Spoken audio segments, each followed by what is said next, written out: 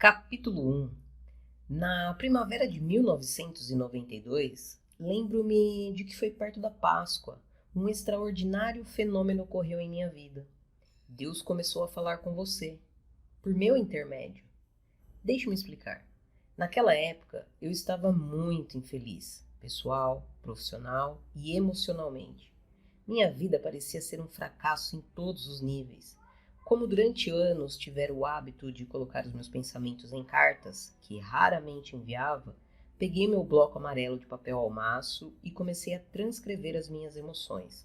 Então, em vez de outra carta para outra pessoa que eu imaginava que estava me vitimando, achei que deveria ir direto à fonte, ao maior vitimador de todos. Decidi escrever uma carta para Deus.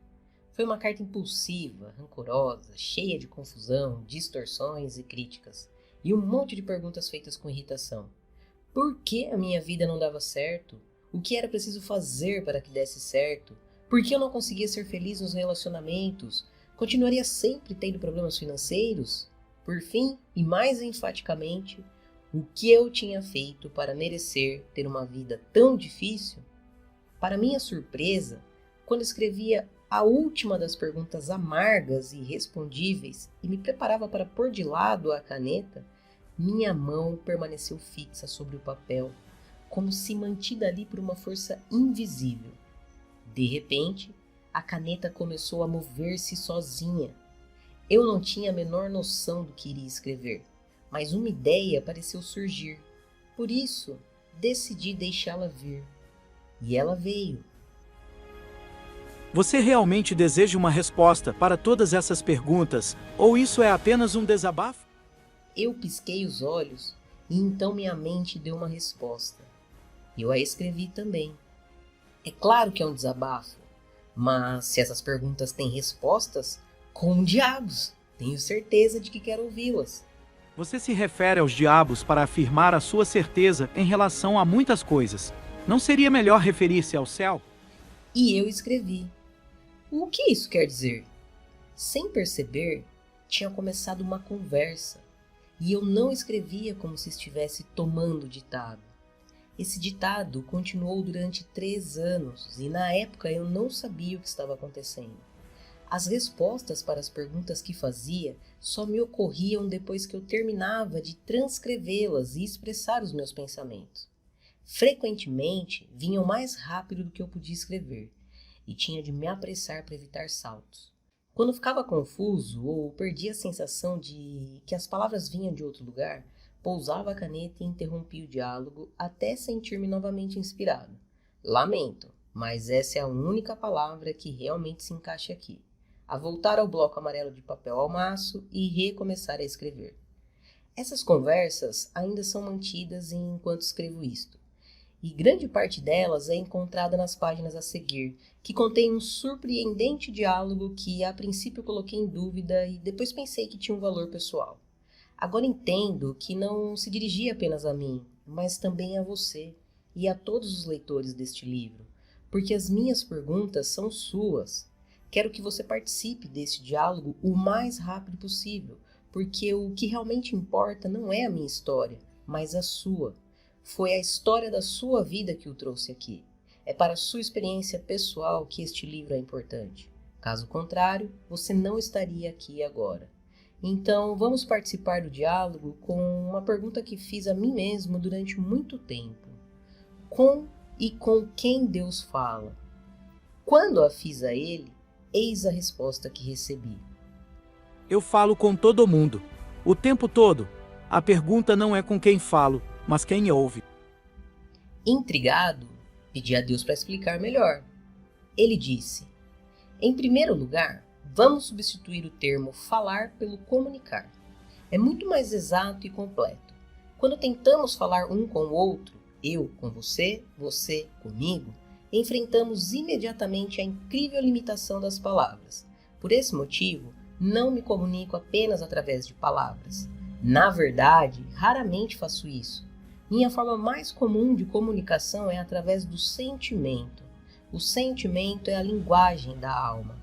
Se quiser saber o que é verdade para você em relação a alguma coisa, veja como se sente em relação a ela. Às vezes, é difícil descobrir os sentimentos e, com frequência, ainda mais difícil admiti-los. Contudo, oculta em seus sentimentos mais profundos está a sua maior verdade. O truque é entrar em contato com esses sentimentos, e eu lhe mostrarei como. Novamente, se quiser.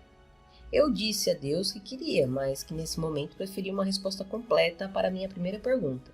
E ele continuou. Eu também me comunico através do pensamento.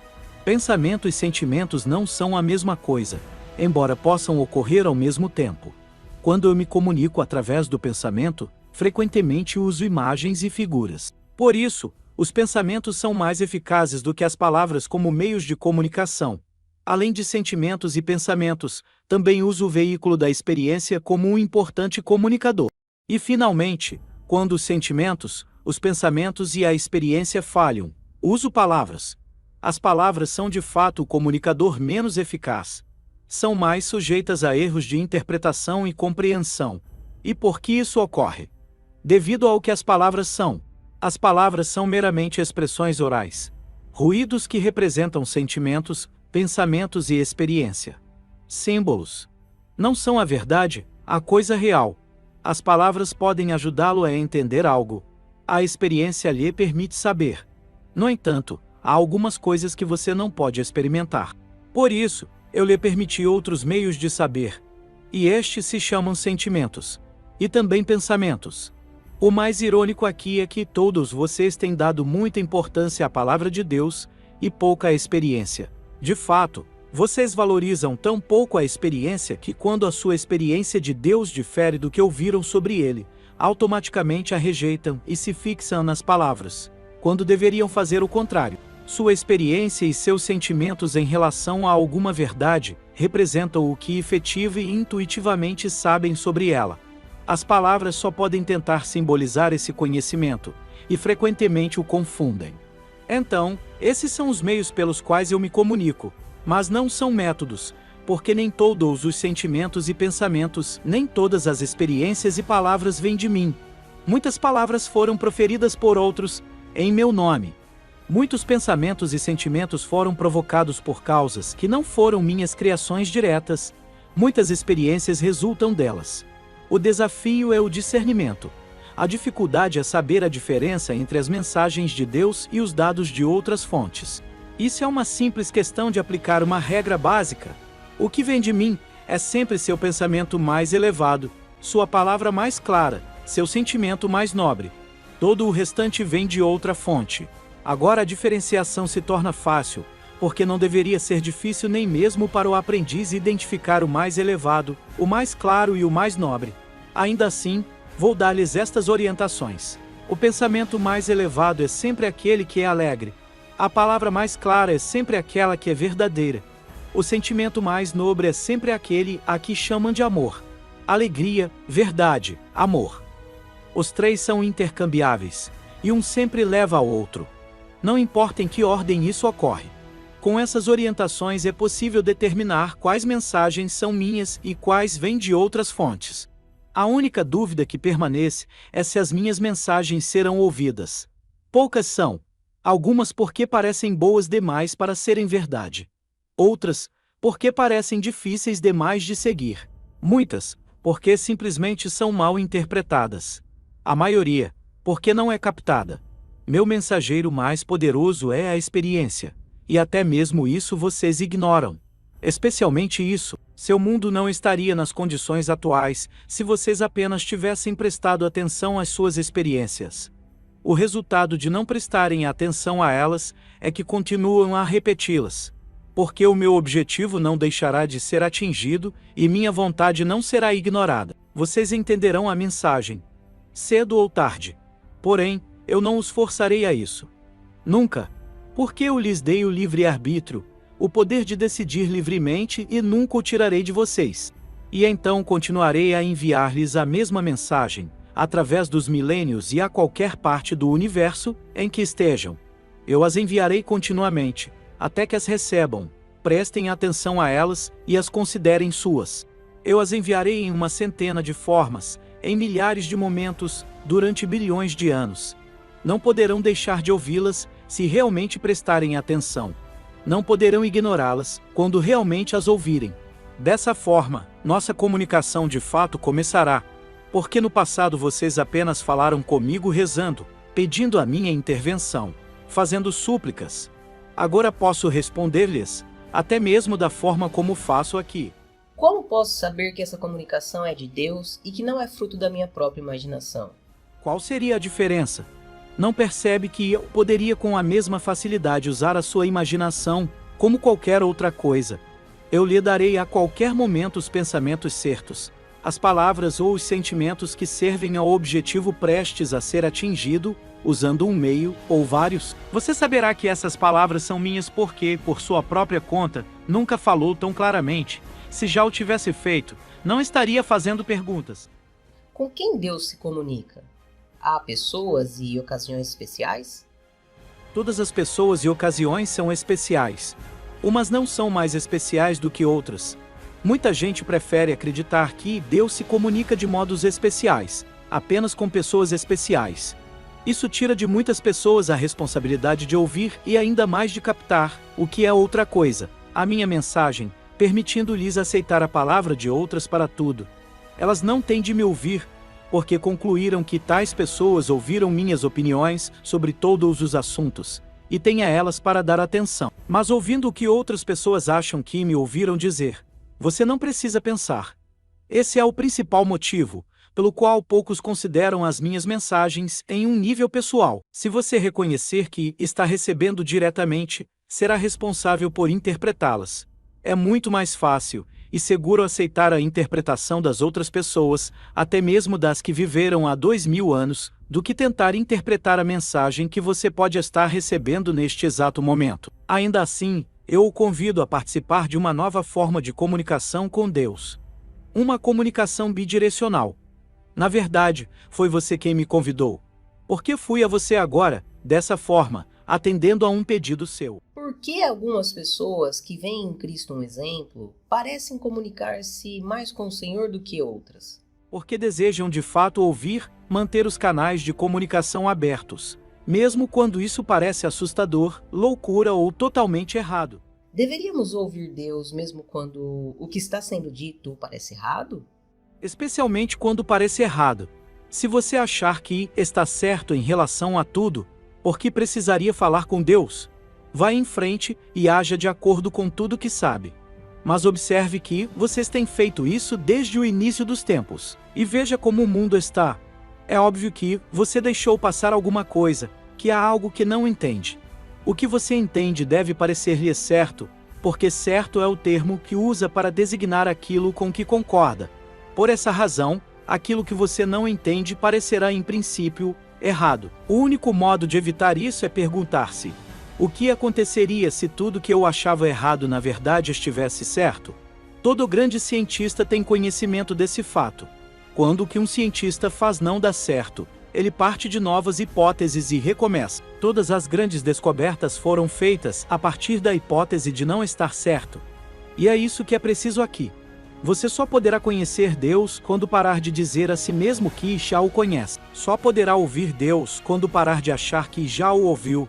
Eu só poderei contar-lhe a minha verdade quando você parar de contar-me a sua. Mas minha verdade sobre Deus vem de vós. Quem disse isso? Os outros, Que outros? líderes, pastores, rabinos, padres, livros, a Bíblia, pelo amor de Deus. Essas não são fontes competentes. Não? Não. Então quais são? Fique atento aos seus sentimentos, aos seus pensamentos mais elevados e à sua experiência. Sempre que qualquer um deles for diferente do que lhe ensinaram seus mestres, ou do que leu em seus livros, esqueça-se das palavras. As palavras são a fonte, menos confiável da verdade. Há tantas coisas que eu quero dizer e perguntar, não sei por onde começar. Por exemplo, por que o Senhor não se revela? Se realmente existe um Deus e o Senhor é Ele, por que não se revela de um modo que todos nós possamos compreender? Eu tenho feito isso repetidamente, e estou fazendo de novo agora. Não, quero dizer, através de um método de revelação incontestável, Como? como aparecer agora diante dos meus olhos. Estou fazendo isso Onde? em todos os lugares para onde olhar. Não, quero dizer de um modo incontestável, que nenhum homem poderia negar. E qual seria? Sob que forma gostaria que eu aparecesse? A forma que o Senhor realmente tem. Isso seria impossível, porque não tem uma forma que vocês conheçam. Poderia adotar uma forma que poderiam conhecer, mas então todos presumiriam que o que viram é a única forma de Deus, não uma dentre muitas. As pessoas acreditam que ou sou como elas me veem, em vez de como não veem. Mas eu sou o grande invisível, não aquilo em que me transformo em um determinado momento. Em certo sentido, eu sou aquilo que não sou, e é do não ser que eu venho, e para onde sempre retorno. Porém, quando eu assumo uma determinada forma, em que penso que as pessoas podem me reconhecer, elas me atribuem essa forma para todo o sempre. E se eu aparecesse sob outra forma, para outras pessoas, as primeiras diriam que não apareci para as segundas. Porque minha forma e minhas palavras não foram as mesmas, então como poderia ter sido eu? Portanto, o que importa não é o modo ou a forma como me revelo, seja qual for o modo e a forma que eu assumir, não serão incontestáveis. Mas se o Senhor fizesse algo que provasse, sem dúvida alguma, quem é... Ainda existiriam aqueles que diriam que era o demônio, ou simplesmente a imaginação de alguém, ou que a causa era qualquer outra que não o... Se eu me revelasse como o Todo-Poderoso, Rei do céu e da terra, e movesse montanhas para prová-lo, haveria aqueles que diriam deve ter sido Satanás. E é assim que deveria ser. Porque Deus não revela a si próprio através de observação externa, mas através de experiência interna. Quando a experiência interna revelou a Deus, a observação externa não é necessária. E se a observação externa for necessária, a experiência interna não será possível. Portanto, se a revelação for pedida, não poderá ser obtida, porque o ato de pedir é uma afirmação de que ela não existe, de que nada de Deus está sendo agora revelado. Tal afirmação produz a experiência, porque o seu pensamento a respeito de algo é criativo, e a sua palavra é produtiva, e seu pensamento e sua palavra juntos produzem de modo muito eficaz a sua realidade. Por isso, sua experiência será a de que Deus não está sendo agora revelado. Porque se estivesse, você não pediria a Ele que se revelasse. Isso significa que não posso pedir o que desejo? Está dizendo que rezar pedindo algo, na verdade, nos impede de consegui-lo? Essa é uma pergunta que é feita há séculos e que sempre foi respondida. Contudo, vocês não ouviram a resposta, ou não acreditaram nela. A pergunta é respondida novamente, em termos e linguagem atuais, deste modo: você não terá aquilo que pedir, e tampouco não pode ter tudo o que quer. Isso ocorre porque o seu próprio pedido é uma afirmação de carência, e você dizer que deseja algo apenas produz essa experiência, a do desejo em sua realidade. Portanto, a oração correta nunca é de súplica, mas sim de gratidão. Quando você agradece a Deus antecipadamente pelo que escolheu experimentar em sua realidade, de fato reconhece que isso está lá. Realmente. Logo, a gratidão é a afirmação mais convincente para Deus, uma afirmação de que mesmo antes de você pedir, eu atendo a seu pedido, então, nunca suplique. Agradeça. Mas e se eu agradecer antecipadamente a Deus por alguma coisa e ela nunca acontecer? Isso poderia levar à desilusão e amargura. A gratidão não pode ser usada como um meio de manipular Deus, de enganar o universo. Você não pode mentir para si mesmo. Sua mente conhece a sinceridade de seus pensamentos. Se você disser obrigado, Senhor, por tais e tais dádivas, e o tempo todo estiver muito claro em sua mente que essas dádivas não existem em sua realidade atual, não poderá esperar que Deus veja isso menos claro do que você, e o produza para você. Deus sabe o que você sabe, e o que você sabe é o que aparece como sua realidade. Mas então, como posso ser sinceramente grato por algo que sei que não tenho? Fé. Se tiver apenas a fé de uma semente de mostarda, moverá montanhas. Você passa a saber que tem. Porque eu disse isso? Porque eu disse que, antes mesmo de você pedir, eu lhe darei. Porque eu disse de todos os modos possíveis, através de todos os mestres que o conhecem, que tudo que escolher, escolhendo em meu nome, terá. Mas muitas pessoas dizem que suas preces não foram atendidas. Nenhuma prece, e uma prece não é nada mais do que uma afirmação fervorosa do que é. A realidade deixa de ser atendida Todas as preces e afirmações, e todos os pensamentos e sentimentos, são criativos, até o ponto em que forem tidos fervorosamente como verdadeiros, se manifestarão em sua experiência. Quando é dito que uma prece não foi atendida, o que de fato aconteceu foi que o pensamento, a palavra ou o sentimento mais fervoroso tornou-se mecânico. Contudo, o que você precisa saber, e esse é o segredo, é que o pensamento por trás do pensamento, o que poderia ser chamado de pensamento responsável, é que sempre é o pensamento controlador. Portanto, se você suplicar, terá muito menos chances de experimentar o que acha que está escolhendo, porque o pensamento responsável por trás de todas as súplicas é o de que você não tem agora o que deseja. Esse pensamento responsável se torna a sua realidade. O único pensamento responsável que poderia repelir esse pensamento é o baseado na fé, em que Deus sempre atenderá a todos os pedidos. Algumas pessoas têm essa fé, mas são muito poucas. O processo da prece se torna muito mais fácil quando, em vez de ter de acreditar que Deus sempre atenderá a todos os pedidos, a pessoa entende intuitivamente que o pedido em si não é necessário. Então a prece é de agradecimento. Não um pedido, mas uma afirmação de gratidão pelo que é verdade. Quando o Senhor diz que uma prece é uma afirmação do que é verdade, está dizendo que Deus não faz coisa alguma? Que tudo o que acontece depois de uma prece é o resultado da ação da prece? Se você pensa que Deus é um ser onipotente que ouve todas as preces, diz sim para algumas, não para outras e talvez, mas não agora para o restante, está enganado. Seguindo que regras ele decidiria? Se você pensa que Deus é o Criador e direcionador de todas as coisas em sua vida, está enganado. Deus é o observador, não o Criador. E Ele está pronto para ajudá-lo a viver, mas não do modo que você poderia esperar. Não é função de Deus criar, ou não criar, as situações ou funções de sua vida. Deus criou você à sua imagem e semelhança. Você criou o resto, através do poder que Ele lhe deu. Deus criou o processo da vida e a própria vida, como você os conhece. Contudo, deu-lhe o livre arbítrio, para fazer dela o que quiser. Neste sentido, seu desejo para si mesmo é o desejo de Deus para você. Você vive de um determinado modo, e eu não tenho preferências no que diz respeito a isso. Essa é a grande ilusão de vocês, que Deus se importa com o que fazem. Eu não me importo com o que fazem, e é duro ouvir isso.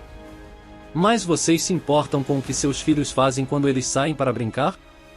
Importam-se com o fato de brincarem de pique-cola, esconde-esconde ou faz de conta? Não, porque sabem que estão totalmente seguros. Vocês os colocaram em um ambiente que consideram bom e bastante adequado. É claro que sempre esperarão que eles não se machuquem. Mas se isso acontecer, estarão lá para ajudá-las, curá-los e fazer com que voltem a se sentir felizes e seguros para brincarem outro dia. Mas também não se importarão com o que eles decidirem brincar no dia seguinte. É claro que dirão a seus filhos quais brincadeiras são perigosas. Mas não podem impedir que eles façam coisas perigosas. Não para sempre. Não em todos os momentos, até a morte. Os pais sensatos sabem disso. Contudo, os pais nunca param de importar-se com o resultado. É essa dicotomia, não se importar muito com o processo, mas se importar muito com o resultado, que chega perto à definição da dicotomia de Deus. Contudo, em certo sentido, Deus não se importa nem mesmo com o resultado. Nem com o resultado final. Porque este é certo. Eis aí a segunda grande ilusão do homem, em que o resultado da vida é incerto. É essa dúvida a respeito do resultado final que criou o seu maior inimigo, o medo. Porque se você duvida do resultado, duvida de Deus, não crê nele. E se não crê em Deus, viverá para sempre com medo e culpa. Se duvida das intenções de Deus, da capacidade dele de produzir esse resultado final, então como poderá relaxar? Como poderá algum dia finalmente encontrar a paz? No entanto, Deus tem o pleno poder de combinar as intenções com os resultados. Vocês não conseguem, e nem conseguirão, acreditar nisso, embora afirmem que Deus é todo-poderoso, e então criam em sua imaginação um poder análogo ao de Deus, para encontrar um modo da vontade divina a ser contrariada.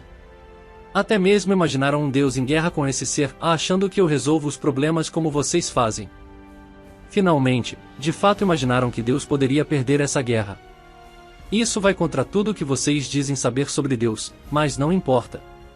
Vocês vivem com as suas ilusões, e por isso sentem medo, porque decidiram duvidar de Deus. Mas e se tomassem uma nova decisão? Qual seria o resultado? Eu lhes digo, viveriam como Buda, como Jesus, como todos os santos que já veneraram. Entretanto, como ocorreu com a maioria desses santos, as pessoas não os compreenderiam. E quando vocês tentassem explicar a sua sensação de paz, a sua alegria de viver, o seu êxtase interior, elas os escutariam falar, mas não ouviriam as suas palavras. Tentariam repeti-las, mas as distorceriam. As pessoas se perguntariam como vocês podiam ter o que elas não tinham. E então sentiriam inveja. Logo a inveja se transformaria em raiva, e em sua raiva elas tentariam convencê-los de que eram vocês que não compreendiam Deus. E se não conseguissem estragar a sua alegria, tentariam prejudicá-los, tamanha raiva que sentiam. E quando vocês lhes dissessem que isso não importava, que nem mesmo a morte poderia tirar a sua alegria, ou mudar a sua verdade, certamente os matariam. Então, quando vissem a paz com que aceitavam a morte, seriam considerados santos, e amados de novo. Porque é típico da natureza humana amar, depois destruir, e então amar novamente o que valorizam mais. Mas por quê? Por que nós fizemos isso? Todas as ações humanas são motivadas em seu nível mais profundo por uma entre duas emoções, em medo ou amor. Na verdade, há apenas duas emoções, apenas duas palavras na linguagem da alma. Esses são os extremos opostos da grande polaridade que eu criei quando produzi o universo e o seu mundo, como o conhecem hoje.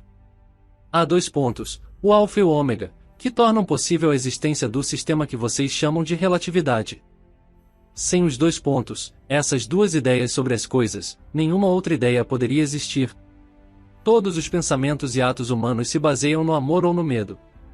Não há outra motivação humana, e todas as outras ideias se originam dessas duas. São simplesmente versões diferentes, variações do mesmo tema. Pense bastante sobre isso e perceberá que é verdadeiro. É o que eu chamei de pensamento responsável, um pensamento de amor ou medo. É o primeiro pensamento, por trás do pensamento, sua força motora. É a energia natural que põe em movimento a máquina da experiência humana. E eis aqui como o comportamento produz experiência após experiência, é por isso que os seres humanos amam, depois destroem e então amam novamente, e sempre existe a passagem de uma emoção para outra. O amor abona o medo, que abona o amor que abona o medo, e o motivo é a primeira mentira, aquela que vocês têm como verdadeira em relação a Deus, a de que não se pode confiar nele, nem depender do seu amor, e que a aceitação dele a seu respeito é condicional, que, portanto, o resultado final é incerto. Porque se vocês não puderem confiar em que o amor de Deus sempre existirá, no amor de quem poderão confiar? Se Deus os abandonar quando não agirem adequadamente, os simples mortais não farão o mesmo? E então sucede que quando vocês juram o seu amor mais sublime, enfrentam o seu maior medo. Porque a primeira coisa com que se preocupam depois de dizerem "eu o amo" é se ouvirão o mesmo como resposta. E se ouvirem, começarão imediatamente a preocupar-se com a possibilidade de perderem o amor que acabaram de encontrar. E por isso toda ação se torna uma reação, uma defesa contra a perda, até mesmo quando vocês tentam defender-se contra a perda de Deus. Contudo, se soubessem quem são, os seres mais maravilhosos e notáveis que Deus já criou, nunca sentiriam medo. Quem os poderia rejeitar? Nem mesmo Deus encontraria falhas em seres assim. Mas vocês não sabem quem são, e se consideram ser muito menos. E de onde tiraram a ideia de que são muito menos do que maravilhosos? Das únicas pessoas cujas palavras aceitariam para tudo, em sua mãe e seu pai. Essas são as pessoas que vocês amam mais. Por que mentiriam? Porém, elas não lhes disseram que são demais isso, e não o suficiente aquilo? Não lhes lembraram que devem ser vistos e não ouvidos?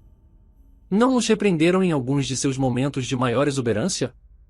E não os incentivaram a deixar de lado algumas de suas ideias mais fantásticas? Essas são as mensagens que vocês receberam, embora elas não estejam de acordo com as normas, e, portanto, não sejam de Deus, poderiam ter sido, porque certamente vieram dos deuses do seu universo. Foram os seus pais que lhes ensinaram que o amor é condicional, vocês tiveram consciência de suas condições muitas vezes, e é essa experiência que levam para os seus próprios relacionamentos amorosos. Também é a experiência que levam para mim. A partir dessa experiência, tiram suas conclusões sobre mim. dentro dessa estrutura, contam a sua verdade. Dizem, em Deus é amoroso, mas se vocês não cumprirem os seus mandamentos, Ele os punirá com o desterro e a condenação eterna. Vocês já não experimentaram o desterro que lhes foi imposto por seus próprios pais? Não conhecem a dor da sua condenação? Como então poderiam imaginar que fosse diferente comigo? Vocês se esqueceram de como é ser amado incondicionalmente. Não se lembram da experiência do amor divino. E por isso tentam imaginar como deve ser o amor de Deus baseado no que sabem sobre o amor no mundo. Vocês projetaram o papel de pai em Deus, e por esse motivo imaginam um Deus que julga, recompensa ou pune, baseado em como ele se sente em relação ao que fizeram. Mas essa é uma visão simplista de Deus, baseada em sua mitologia. Não tem nada a ver com quem eu sou. Tendo assim criado todo um sistema de pensamento sobre Deus baseado na experiência humana, em vez de nas verdades espirituais, vocês imaginam toda uma realidade a respeito do amor. É uma realidade baseada no medo, na ideia de um Deus temível e vingativo. Seu pensamento responsável está errado, mas negá-lo seria rejeitar toda a sua teologia. E apesar do fato de que a nova teologia que iria substituir-a seria realmente a sua salvação, vocês não podem aceitá-la. Porque a ideia de um Deus que não deve ser temido, não julga e não tem motivos para punir é maravilhosa demais para ser aceita dentro de sua crença maior em quem e o que Deus é. Essa realidade do amor que evidencia o medo domina a sua experiência do amor, de fato, permite criá-la. Porque vocês não só se veem recebendo um amor que é condicional, como também dando do mesmo modo. E mesmo quando recuam e impõem as suas condições, uma parte de vocês sabe que não é isso que o amor realmente é. Ainda assim, parecem incapazes de mudar o modo como dispensam. Vocês aprenderam do modo mais difícil, e dizem a si mesmos que serão condenados ao sofrimento se forem vulneráveis de novo. Mas a verdade é que o serão se não forem vulneráveis. Devido aos seus próprios pensamentos errôneos a respeito do amor, vocês se condenam a nunca o experimentar puramente. Por isso, também se condenam a não me conhecer como realmente sou. Enquanto não amarem puramente. Porque vocês não conseguirão negar-me para sempre, e chegará o momento da nossa reconciliação.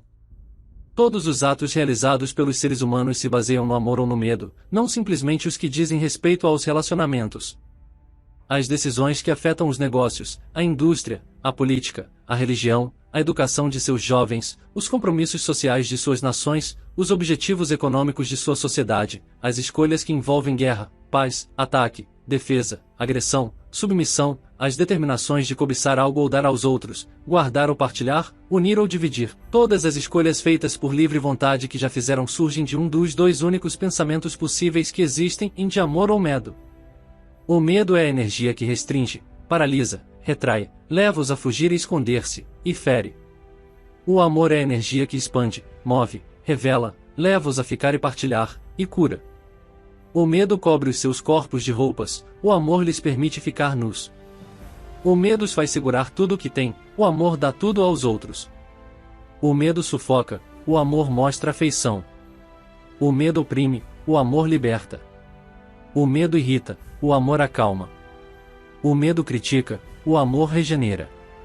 Todos os pensamentos e atos e todas as palavras humanas se baseiam em uma dessas emoções. Vocês não têm escolha em relação a isso, porque nada mais há a escolher. Mas têm livre-arbítrio para decidir qual dessas escolher.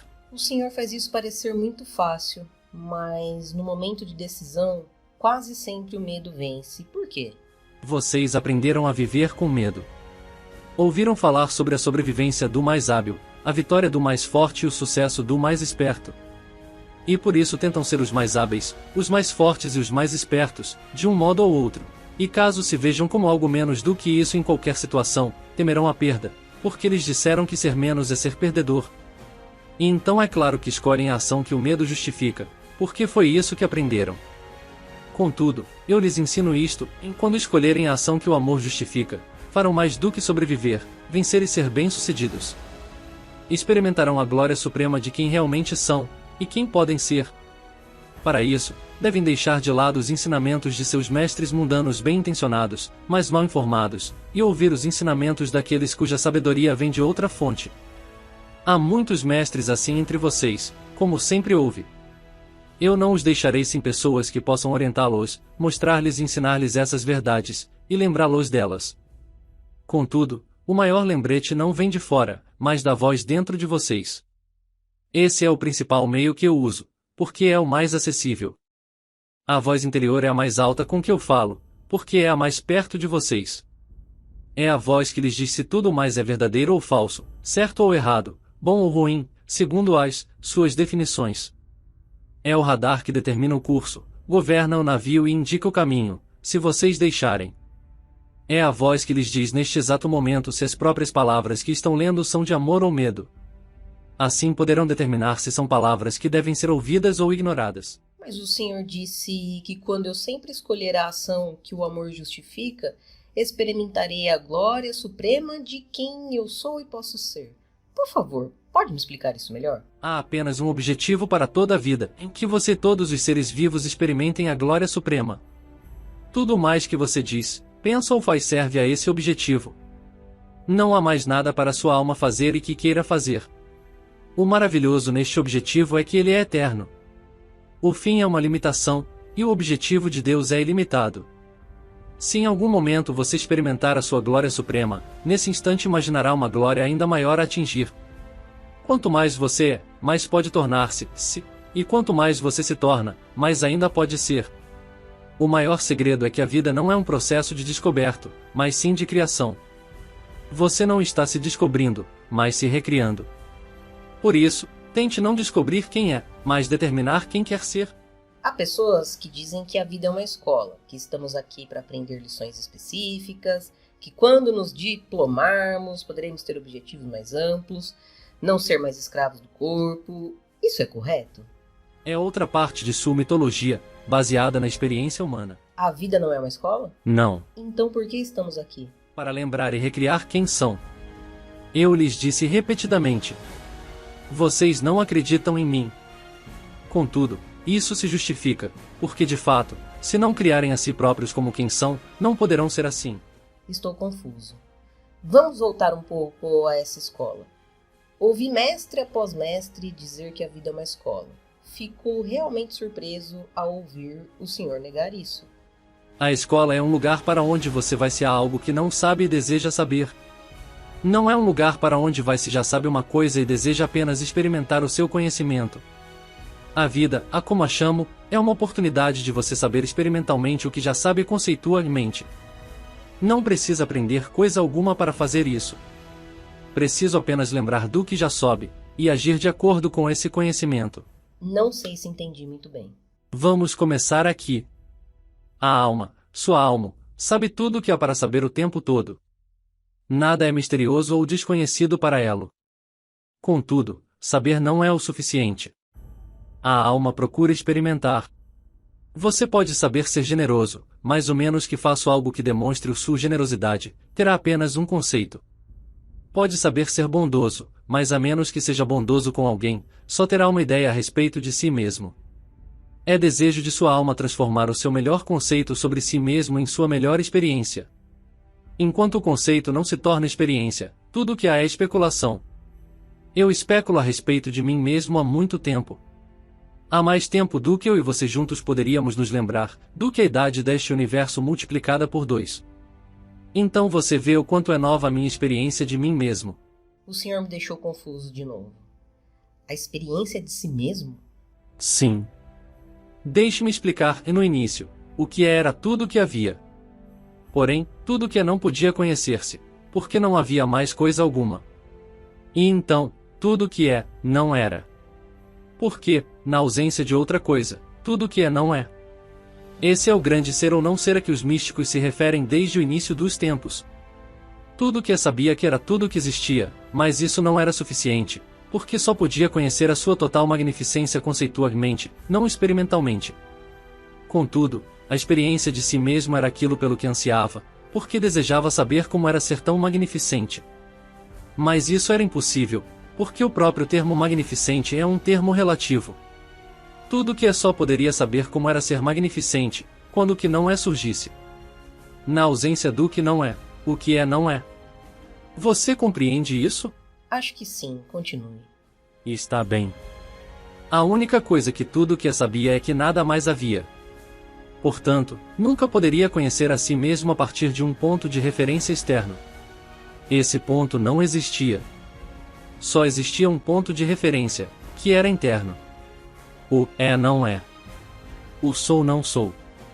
Mas o tudo de tudo decidiu conhecer-se experimentalmente. Essa energia, pura, não vista, não ouvida, não observada e, portanto, desconhecida por qualquer outra energia, decidiu experimentar a si própria em toda a sua magnificência. Para fazer isso, percebeu que teria de usar um ponto de referência interno. Deduziu bastante corretamente que qualquer parte de si própria teria necessariamente de ser menos do que o todo, e que se simplesmente se dividisse em partes, cada uma delas, sendo menos do que o todo, poderia olhar para o restante e ver magnificência. E então tudo o que se dividiu, tornando-se, em um momento glorioso, o que é isto, e o que é aquilo. Pela primeira vez, existiram isto e aquilo, bem separados um do outro, e ainda assim, simultaneamente. Como tudo que não era nem um nem outro. Portanto existiram subitamente três elementos, o que está aqui, o que está lá, e o que não está aqui nem lá, mas que devia existir para que lá e aqui existissem. É o nada que contém o tudo. É o não espaço que contém o espaço. É o todo que contém as partes. Consegue compreender isso? Acho que sim. Acredite ou não, o senhor usou uma ilustração tão clara que acho que estou realmente compreendendo. Vou continuar. Agora esse nada que contém o tudo é o que algumas pessoas chamam de Deus. Porém, isso também não é exato, porque sugere que há algo que Deus não é, a saber, tudo que não é nada. Mas eu sou todas as coisas, visíveis e invisíveis, por isso essa descrição de mim como grande invisível, o nada, ou espaço no meio, uma definição mística de Deus essencialmente oriental, não é mais exata do que a descrição prática de Deus essencialmente ocidental como tudo que é visível. As pessoas que acreditam que Deus é tudo que é e tudo que não é são aquelas cuja compreensão é correta. Criando o que é aqui e o que é lá, Deus tornou possível conhecer a si mesmo. No momento dessa grande explosão interior, criou a relatividade, a maior dádiva que ele já deu a si mesmo. Portanto, o relacionamento é a maior dádiva que ele já deu a vocês, um ponto a ser discutido detalhadamente mais tarde. Portanto, do nada surgiu tudo, um evento espiritual perfeitamente compatível com o que os seus cientistas chamam de teoria da grande explosão. Quando todos os elementos se precipitaram para frente, o tempo foi criado, porque primeiro uma coisa estava aqui, e depois lá, e o período que havia demorado para ir daqui para lá era mensurável. Assim como as partes visíveis do tudo que começaram a se definir relativamente umas às outras, as invisíveis também se definiram. Deus sabia que para o amor existir, e conhecer-se como amor puro, seu exato oposto também tinha de existir. Por isso, ele criou voluntariamente a grande polaridade, o oposto absoluto do amor, tudo que o amor não é, o que agora é chamado de medo. No momento em que o medo existiu, o amor pôde existir como algo que podia ser experimentado. É a essa criação da dualidade entre o amor e o seu oposto que os seres humanos se referem em suas várias mitologias como o aparecimento do mal, a desgraça de Adão, a rebelião de Satanás e assim por diante.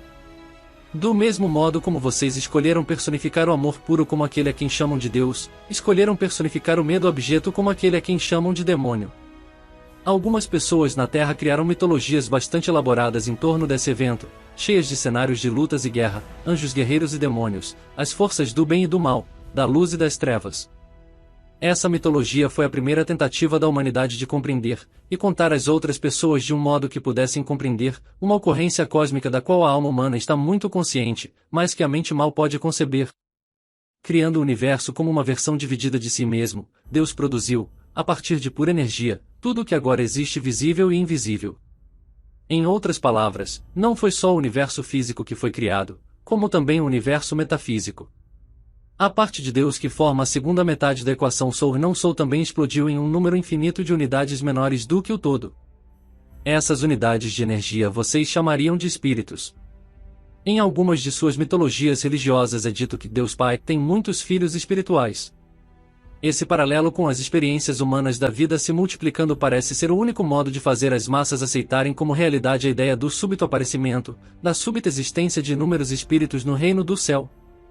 Nesse caso, seus mitos e suas histórias não estão tão longe da realidade suprema, porque os inúmeros espíritos que formam a totalidade de mim são, em um sentido cósmico, meus filhos. Meu propósito divino ao me dividir foi criar partes suficientes de mim para poder conhecer a mim mesmo experimentalmente. Há apenas uma forma do Criador conhecer-se experimentalmente como tal, e essa forma é criar. E então eu dei às inúmeras partes de mim, a todos os meus filhos espirituais, o mesmo poder de criar que eu tenho como todo. Isso é o que as suas religiões querem dizer quando afirmam que vocês foram criados à imagem e semelhança de Deus. Isso não significa, como alguns sugeriram, que nossos corpos físicos se assemelham, ou embora eu possa adotar qualquer forma física que escolher para um objetivo particular. Significa que nossa essência é a mesma. Somos feitos da mesma essência. Somos a mesma essência, com as mesmas propriedades e habilidades, inclusive a habilidade de criar a realidade física a partir do nada. Meu objetivo ao criá-los, meus filhos espirituais, foi conhecer a mim mesmo como Deus. Só posso fazer isso através de vocês. Portanto, pode-se dizer, como foi dito muitas vezes, que o meu objetivo é que vocês se conheçam como eu. Isso parece muito simples, mas se torna muito complexo, porque só há um modo de vocês se conhecerem como eu, em primeiro se conhecerem como não eu. Agora deixe-me explicar isso, tente entender, porque a partir daqui é mais difícil. Está pronto? Acho que sim. Bom. Lembre-se de que pediu esta explicação. Espera por ela há anos. Pediu-a em termos leigos, não através de doutrinas teológicas ou teorias científicas. Sim, eu sei o que pedi. E tendo pedido, receberá. Agora, para simplificar as coisas, usarei o seu modelo mitológico dos filhos de Deus como uma base para a discussão, porque é um modelo com o qual está acostumado, e que de muitos modos não está muito distante da realidade. Então vamos voltar a como esse processo de autoconhecimento deve funcionar. Há um modo pelo qual eu podia ter feito todos os meus filhos espirituais se conhecerem como partes de mim e simplesmente dizer-lhes o que eram. Isso eu fiz. Mas não foi suficiente para o espírito simplesmente conhecer a si mesmo como Deus, ou parte de Deus, ou filho de Deus, ou herdeiro do reino, ou o que afirme qualquer mitologia que queiram usar. Como já expliquei, saber algo e experimentá-lo são duas situações diferentes. O espírito ansiava por conhecer-se experimentalmente, como eu fiz. A consciência conceitual não foi suficiente para vocês. Então eu elaborei um plano. É a ideia mais extraordinária em todo o universo, e a colaboração mais espetacular.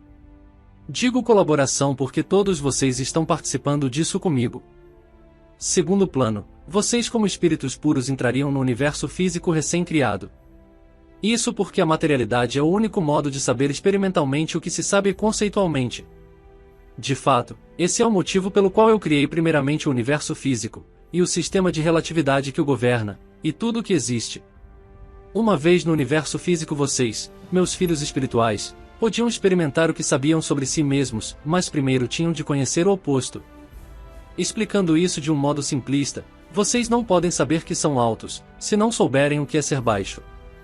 Não podem experimentar a parte de si mesmos que chamam de gorda, se não souberem o que é ser magro.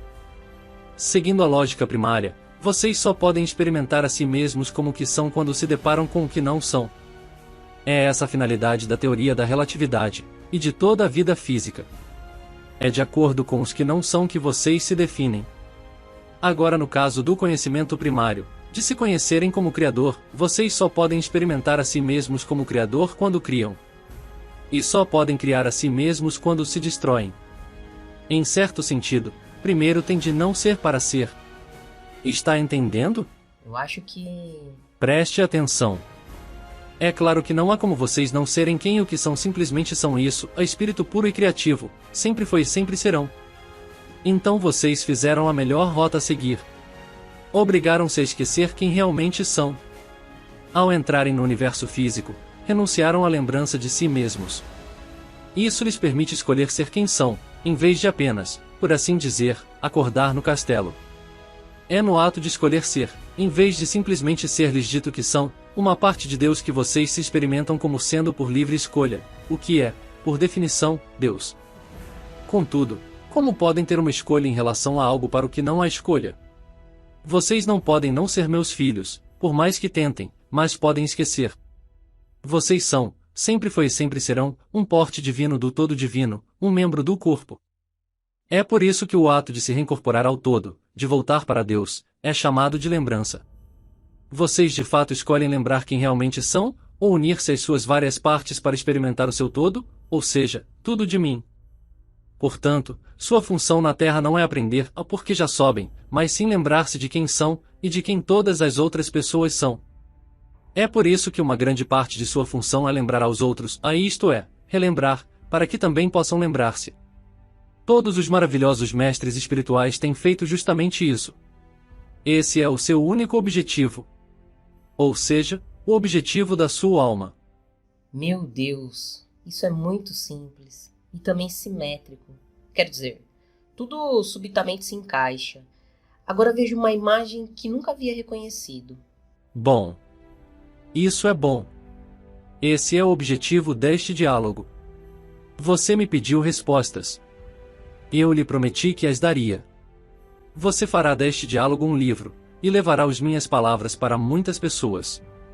Isso é parte do seu trabalho. Agora você tem muitas perguntas a fazer a respeito da vida. Aqui nós lançamos a base, vamos a essas outras perguntas. E não se preocupe, se até aqui há algo que não compreendeu bem, ficará claro dentro em breve. Tenho tantas dúvidas, há tantas perguntas que quero fazer. Acho que deveria começar pelas principais, as óbvias. Como por exemplo, por que o mundo se encontra nas condições atuais? De todas as perguntas que o homem já fez a mim, essa é a que fez mais vezes, desde o início dos tempos. Desde o primeiro momento vocês quiseram saber por que tem de ser assim. A forma clássica de fazê-la geralmente é algo como: e se Deus é perfeito e ama a todos, por que criaria as pestes e a fome, as guerras e doenças, os terremotos, tornados, furacões e todos os desastres naturais, as grandes desilusões pessoais e calamidades mundiais? A resposta para essa pergunta está no maior mistério do universo e no significado mais importante da vida. Eu não demonstro a minha bondade criando apenas o que chamam de perfeição ao seu redor. Não demonstro o meu amor sem permitir-lhes demonstrar o seu. Como já expliquei, não se pode demonstrar amor enquanto não se demonstra o não amor. Uma coisa não pode existir sem o seu oposto, exceto na esfera do absoluto. Porém, essa esfera não foi suficiente para vocês ou para mim. Eu existia lá, na eternidade, que é de onde vocês também vieram. No absoluto não existe experiência, há apenas conhecimento. O conhecimento é um estado divino, mas a maior alegria está em ser. Só se consegue ser depois da experiência. A evolução é esta, é conhecimento, experiência, ser. Essa é a Santíssima Trindade, que é Deus.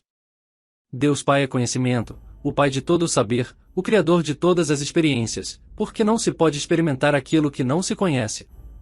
Deus Filho é experiência, a encarnação de tudo o que o Pai sabe sobre Ele mesmo, porque não se pode ser o que não se experimentou. Deus Espírito Santo é ser, a desencarnação de tudo o que o Filho experimentou dele mesmo, o simples e belo ato de ser, possível apenas através da lembrança do conhecimento e da experiência. Esse simples ato de ser é beatitude celeste. É um estado de Deus, depois de conhecer e experimentar a Ele mesmo. É aquilo pelo que Deus ansiou no início. É claro que você já passou do ponto em que eu precisaria explicar-lhe que as descrições de pai e filho não têm nada a ver com o gênero. Uso aqui a linguagem pictórica de seus livros sagrados mais recentes. Muito antes, os escritos sagrados colocaram essa metáfora em um contexto mãe-filha. Nenhum deles está correto. Sua mente pode entender melhor o relacionamento como criador-criatura, ou o que dá origem a, e o que se origina. Acrescentar a terceira parte da Trindade produz esse relacionamento, o que dá origem a o que se origina, o que é. Essa realidade trina é a assinatura de Deus, o modelo divino. O 3 em 1 é encontrado em toda parte nas esferas do sublime. Vocês não podem escapar disso ao lidarem com questões relativas a tempo e espaço, Deus e consciência, ou qualquer um dos relacionamentos superiores. Por outro lado, não encontrarão a verdade trina em nenhum dos relacionamentos inferiores da vida. A verdade trina é reconhecida nos relacionamentos superiores da vida por todos que os têm. Alguns de seus religiosos descreveram a verdade trina como Pai, Filho e Espírito Santo. Alguns de seus psiquiatras usam os termos superconsciente asterisco, consciente e subconsciente. Alguns de seus espiritualistas dizem energia, matéria e espaço celeste. Alguns de seus filósofos dizem que uma coisa só é verdadeira quando é em pensamentos, palavras e atos. Quando discutem o tempo, vocês falam apenas de 3 tempos, passado, presente e futuro. De igual modo, há 3 momentos em sua percepção, antes, agora e depois. Em termos de relacionamentos espaciais, considerando os pontos no universo ou vários pontos em seu próprio espaço, vocês reconhecem aqui, lá e o espaço no meio.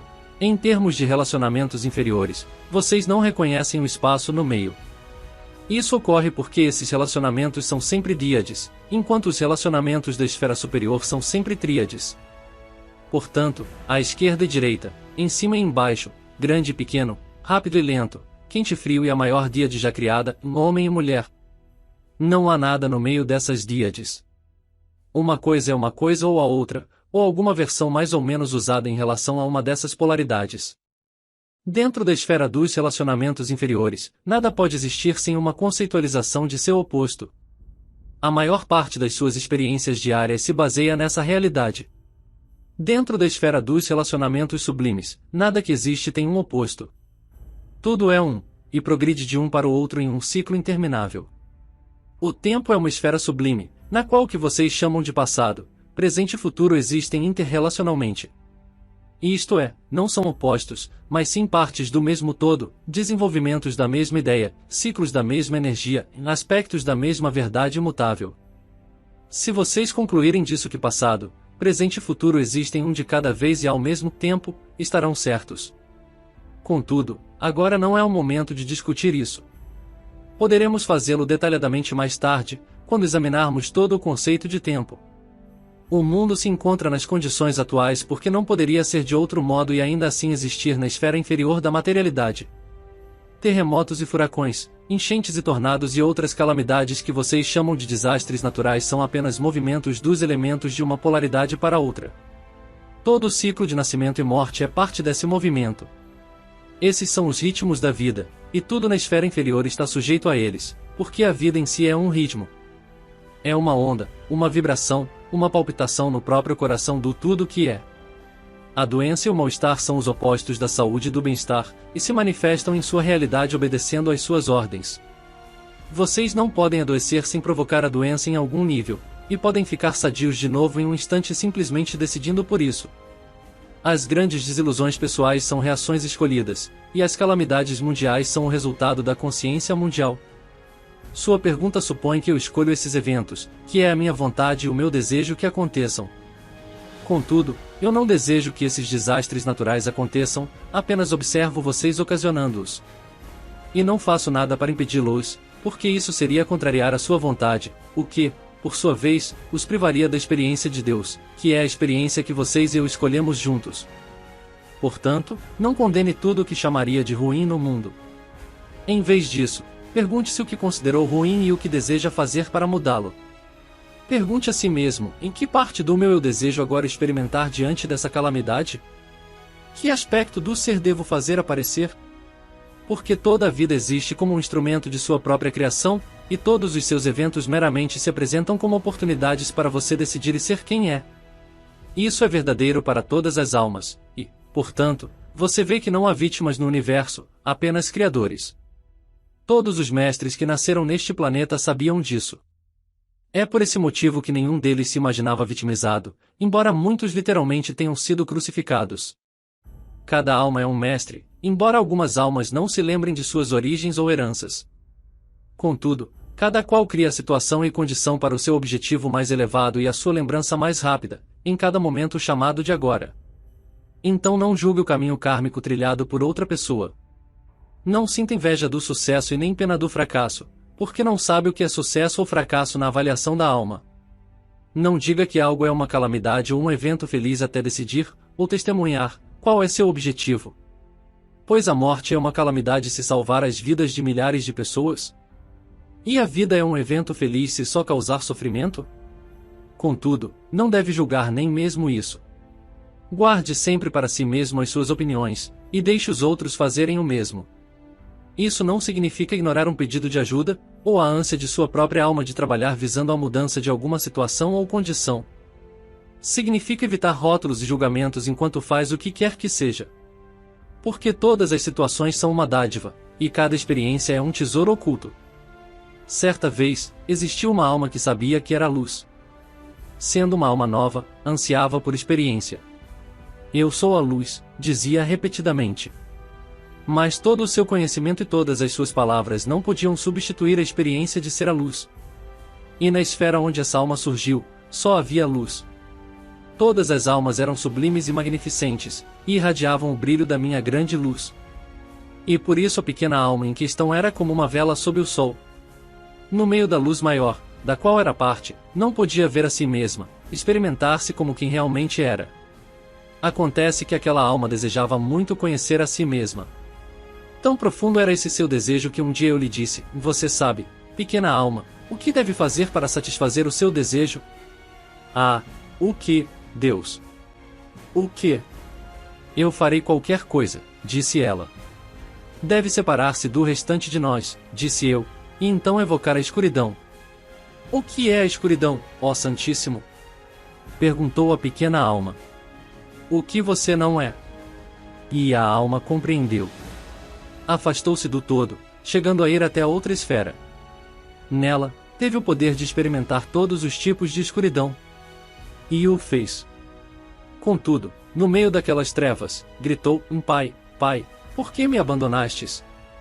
Vocês têm feito isso em seus momentos mais difíceis. Entretanto, eu nunca os abandonei. Estou sempre ao seu lado pronto para lembrar-lhes quem realmente são, para chamá-los de volta ao lar. Por isso, sejam uma luz na escuridão, e não a amaldiçoem. E não se esqueçam de quem são no momento em que forem rodeados pelo que não são. Mas louvem a criação, mesmo quando tentarem mudá-la. E saibam que aquilo que fizerem no seu momento de maior sofrimento poderá ser a sua maior vitória. Porque a experiência que criam é uma afirmação de quem são, e de quem desejam ser.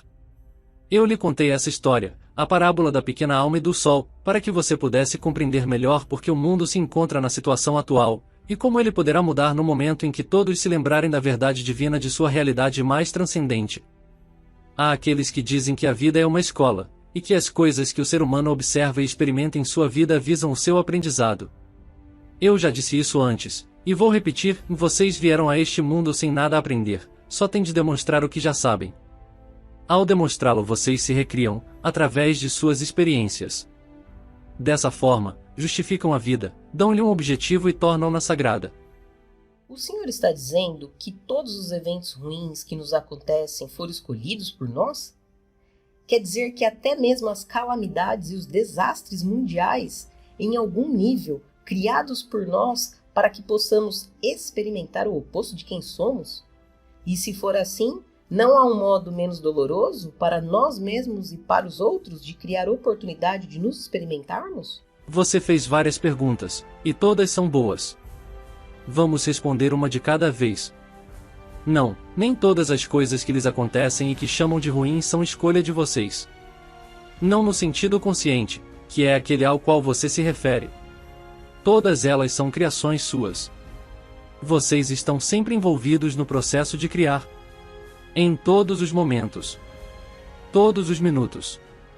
Todos os dias. Como podem criar, veremos mais tarde. Por enquanto, aceite apenas a minha palavra: vocês são uma grande máquina criadora e produzem uma nova manifestação tão veloz quanto o pensamento. Ocorrências, condições, situações, tudo isso é criado pela consciência. A consciência individual é muito poderosa. Podem imaginar o tipo de energia criativa que é liberada quando duas ou mais pessoas se reúnem em meu nome. E a consciência das massas é tão poderosa que pode criar ocorrências e situações de importância e consequências mundiais. Não seria certo dizer, não no modo a que você se refere, que vocês escolhem essas consequências. Não as escolhem mais do que eu as escolho. Como eu, vocês as observam. E decidem quem são com referência a elas. Contudo, não há vítimas e nem algozes no mundo. E você tampouco é uma vítima das escolhas dos outros. Em algum nível todos vocês criaram o que dizem que detestam, e, portanto, o escolheram. Esse é um nível avançado de pensamento que todos os mestres atingem mais cedo ou mais tarde. Porque é apenas quando eles aceitam a responsabilidade por tudo é que podem ter o poder de mudar parte disso.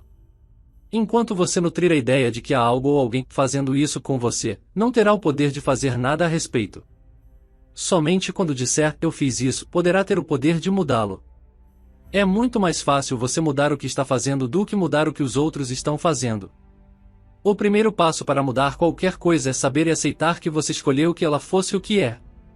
Se não puder aceitar isso em um nível pessoal, admita-o através de sua compreensão de que nós somos todos um. Tente então criar mudança não porque algo está errado, mas porque não é mais uma afirmação exata de quem você é. Há apenas um motivo para fazer alguma coisa, em uma afirmação para o universo de quem você é, usada desse modo, a vida passa a criar o eu. Você a usa para criar o seu eu como quem você é, e quem sempre desejou ser. Também há apenas um motivo para desfazer alguma coisa, em ela não ser mais uma afirmação de quem você deseja ser, não o refletir, não o representar. Se você quiser ser corretamente representado, deve tentar mudar tudo em sua vida que não se encaixa na imagem que deseja projetar na eternidade. No sentido mais amplo, todos os eventos ruins que acontecem são da sua escolha. O erro não é escolhê-los, mas chamá-los de ruins. Porque ao fazer isso, você chama o seu eu de ruim, já que os criou. Esse rótulo você não pode aceitar, portanto, em vez de rotular o seu eu como ruim, nega as suas próprias criações. É essa desonestidade intelectual e espiritual que o deixa aceitar um mundo em tais condições. Se você tivesse de aceitar, ou pelo menos tivesse uma forte sensação interior de responsabilidade pessoal pelo mundo, este seria um lugar muito diferente. Sem dúvida seria, se todos se sentissem responsáveis. Por ser tão óbvio é que esse fato se torna tão doloroso e irônico. As calamidades e os desastres naturais do mundo, seus tornados e furacões, vulcões e enchentes, desordens físicas, não são especificamente criações suas. O que você cria é o grau em que esses eventos afetam a sua vida. Há eventos no universo que nenhum voo da imaginação poderia afirmar que você provocou ou criou. Esses eventos foram criados pela consciência combinada do homem. Todo mundo, criando junto, produz essas experiências. O que cada um de vocês faz individualmente é passar por elas, decidindo o que significam para vocês, se é que tem algum significado, e quem e o que vocês são em relação a elas. Portanto, vocês criam coletiva e individualmente a vida e os tempos que estão experimentando, e o objetivo é a evolução da alma. Você perguntou se há um modo menos doloroso de passar por esse processo, e a resposta é sim. Contudo, nada em sua experiência exterior terá mudado. O modo de diminuir o sofrimento que você associa às experiências e ocorrências terrenas, tanto as suas como as das outras pessoas, é mudar o modo de vê-las. Você não pode mudar o evento exterior porque foi criado por todos vocês, e não é suficientemente maduro em sua consciência para alterar individualmente o que foi criado coletivamente, por isso deve mudar a experiência interior. Esse é o caminho para o completo controle na vida. Nada é em si doloroso. O sofrimento resulta do pensamento errôneo. É um erro no modo de pensar. Um mestre pode acabar com a dor mais intensa. Desse modo, o mestre cura. O sofrimento resulta de um julgamento que você fez sobre uma coisa. Elimine o julgamento e o sofrimento desaparecerá. O julgamento frequentemente se baseia na experiência anterior. Sua ideia sobre uma situação se origina de uma ideia anterior sobre ela. Sua ideia anterior resulta de uma ideia ainda mais anterior, e essa ideia de outra, e assim por diante, como um bloco de edifícios, até você voltar por todo o caminho até a sala de espelhos, ao que eu chamo de primeiro pensamento. Todo pensamento é criativo, e nenhum pensamento é mais poderoso do que o original. É por essa razão que às vezes ele também é chamado de pecado original. O pecado original ocorre quando o seu primeiro pensamento sobre alguma situação é errôneo. O erro é então cometido muitas vezes, sempre que você tem um segundo ou terceiro pensamento em relação a ela. É trabalho do Espírito Santo inspirá-lo a ter novas compreensões que podem livrá-lo de seus erros. O Senhor está me dizendo que eu não deveria me sentir mal em relação às crianças que morrem de fome na África, a violência e a injustiça na América, as enchentes que matam centenas de pessoas no Brasil? Não há deveria ou não deveria no mundo de Deus. Faça o que quiser, o que o reflete, o que o representa como uma versão mais grandiosa do seu eu. Se quiser se sentir mal, sinta-se.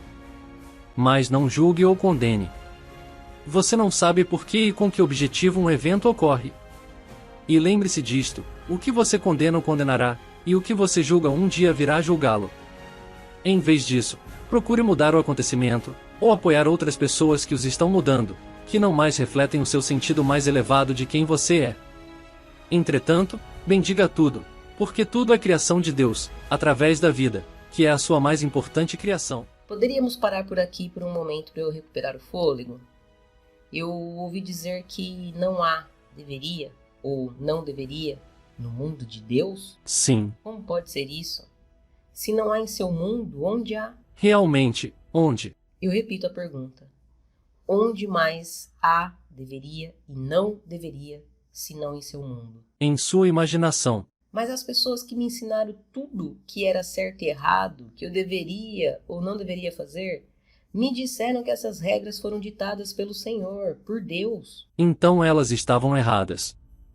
Eu nunca determinei um certo ou errado, um faça ou não faça.